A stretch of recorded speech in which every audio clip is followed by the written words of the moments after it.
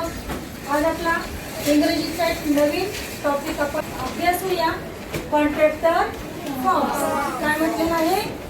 Contracted forms. यालाच मराठीत काय म्हणतात बरं? कोण सांगेल? Contractor forms. हा, सांग चैतन्य. संक्षिप्त रूप. संक्षिप्त रूप. काय म्हटलं जातं त्याला? त्यालाच दुसरा वर्ड काय म्हटलं जातो? Short form. काय म्हटलं जातं? Short form. बघा, ज्या वेळेला दोन शब्द, आता हे तुम्हाला काय दिलं? Two words.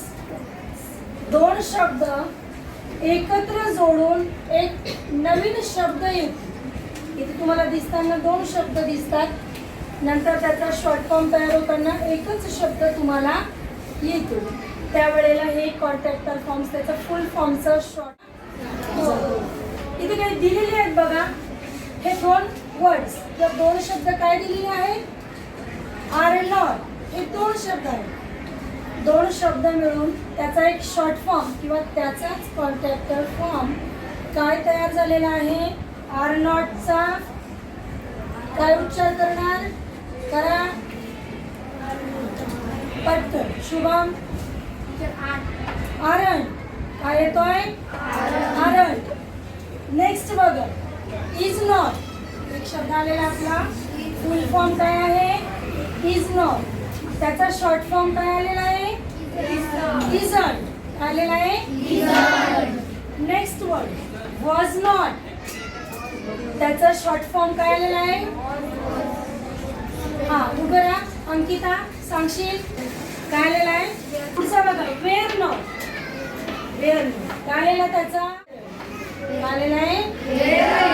Next have not. काय आलेला आहे?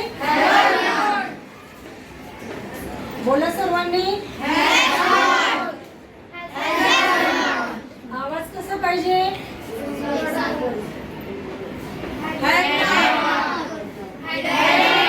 Very good.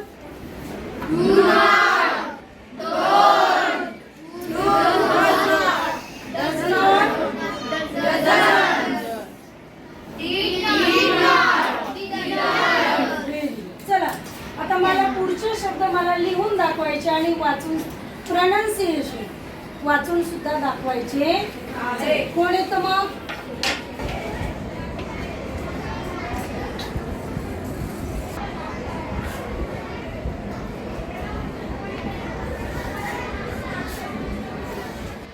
कांड. काय लिहिलेला आहे शब्द? कांड. येत आहे अंकिता.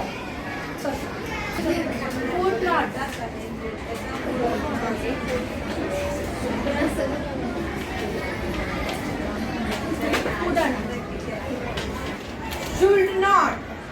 Shouldn't.